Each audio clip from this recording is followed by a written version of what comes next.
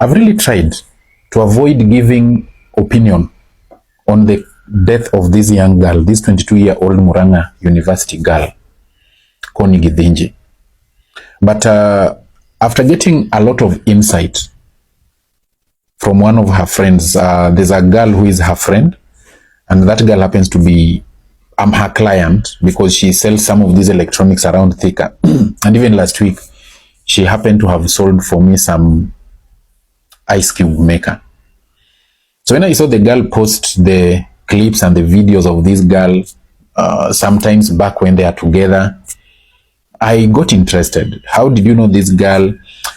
Ladies and gentlemen, I don't know the security aspect of this case because that is the work of the DCI, the people who were around the incident. But I want us to talk about this whole incident. And this particular video, I'm sending it to our young girls outside there who are in colleges, who are in universities, who are not working, but they want to live a flashy lifestyle. The information I'm getting from this friend of hers is that this is a lady who rarely is in school. If you go to her timeline or if you go to her page, she's taking videos. Mara, she's in Nairobi, she's in Mombasa, she's in Zanzibar, she's where? She's always roaming this country. This girl is roaming the country, not with the money of the parents. Of course, this is at the expense of some men. 22-year-old. This is a lady, the day before she was killed, she had just changed her wigs. The friend says she told her friends that that wig alone was 30,000 shillings. This lady, her friend says, that very week, she was in possession of iPhone 17 Pro Max, latest model, which was broken on the day of that incident by that very, very suspect. Now, I want to ask myself a question. What is this? What is so special about wigs, about nails, about iPhone Pro Max that make our girls to lose their own dignity? When you go outside here, every girl is under pressure to own an iPhone 17. Every girl is under pressure to take photos with the latest wig. Some of those wigs are adorned on very empty heads. I want to say this to our ladies. The numbers will continue to rise. I don't know why our ladies, you know, I talk like someone, I talk because I own Airbnbs. I have 3 Airbnbs in Nairobi. Those Airbnbs get clients. And I can tell you, few occasions when I am around to just check the status of those Airbnbs, what I see is appalling. Old married men, very rugged and strange looking men, are coming in and out of those dingy corners with very young girls, young enough to be their own grandchildren. But our daughters will never listen. One funny thing about this generation and these girls is this: anytime you advise them, they feel like you are toxic, they feel like you are too much. If you are their boyfriend and you are warning them, they feel like you are insecure and you are petty. You get it? Connie had a boyfriend. The friends can confirm. She had a very young man, a young, ambitious man, who was the boyfriend. She left the young man and decided to roam the world in search of flashy lifestyle. Recently, I saw some man here say that wana wazazi, patieni wasichana wenu pesa, wache kulala na wanaume huko nje. Let me say something. Some of the parents of these girls give them money. Actually, all of them. Nobody can take their child to college and fail to finance their life. What we are talking about is not lack of support from parents. What we are talking about is greed from these girls. My friend, and peer pressure. My friend has got iPhone. I have to get iPhone. My friend has changed his wig, her wigs. I have to change my wigs. My friend is staying in this kind of a place. I have to stay in that kind of a place. A place where even your parents have never lived in. This girl has been paid fee for. to be in Murang'a University. She goes and dies in Kileleshwa in Nairobi. I'm very sure if the parent would have called at that time, she would have told the parents that she's in school.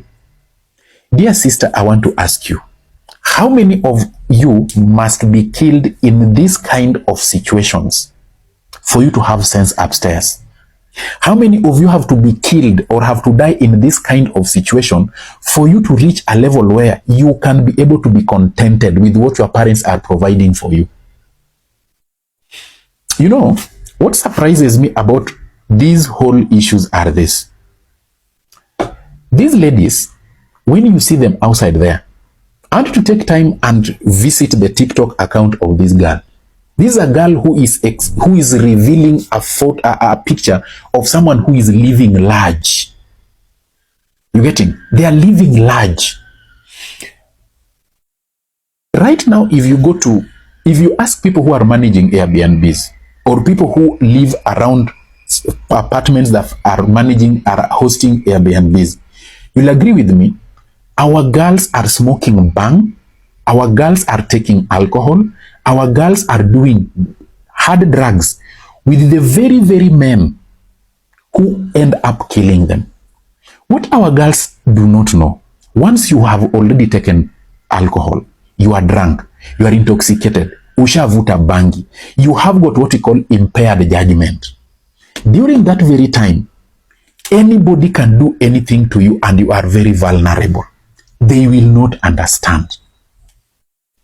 Those are the same boys, you see them booking Airbnbs. There are even 3 boys there and 2 girls, 5 boys and 1 girl, 6 boys and 2 girls. They are doing threesomes. They are doing very despicable things, all in the name of money, all in the flashy lifestyle. Where I have Airbnbs, I have 2 neighbors who are Nigerians. These guys run Airbnbs. And that place, Nigerians wamejaa pale hivi. That young man tells me, to be honest, wasichana wa Kenya are cheap, including married women. And he says, Nigerians are exchanging those women, those married women and those young girls like they would change their undies. Just to tell a girl, I come from Nigeria, I come from this country, I'm not a Kenyan. The poverty in the mentality of our Kenyan girls and some of our married women is this. As long as you are driving, you have money. They don't want to care whether that car is not yours or that car is yours. As long as you are driving, you have money. As long as you are looking flashy outside here, you have money. So they die because of very simple and very petty things. And you know one thing, I want to finish by telling our girls, the kind of men, the kind of young men, the kind of people you are dealing with outside here are people who don't take no for an answer. They are not going to finance your life. They are giving you money. They are buying you those iPhones you are looking for, those wigs you are putting on your empty heads. And then they come later on and hear that you are fucking around with some stupid young boy somewhere, or you are cheating on them with another man. Those men, some of them are married men, but they are cheating on their wives, but they don't want you to cheat on them with those small boys. They will kill you. They will cause scenarios that will ensure that you die. You will become a statistic. Your parents back in the village who have suffered to take you through school will live with the pain, will live with the shame. Mtoto wako alikufa kwa lodging. You know, in the villages, they say mtoto wako alikufa kwa lodging. Wanasema mtoto wako alikuwa malaya.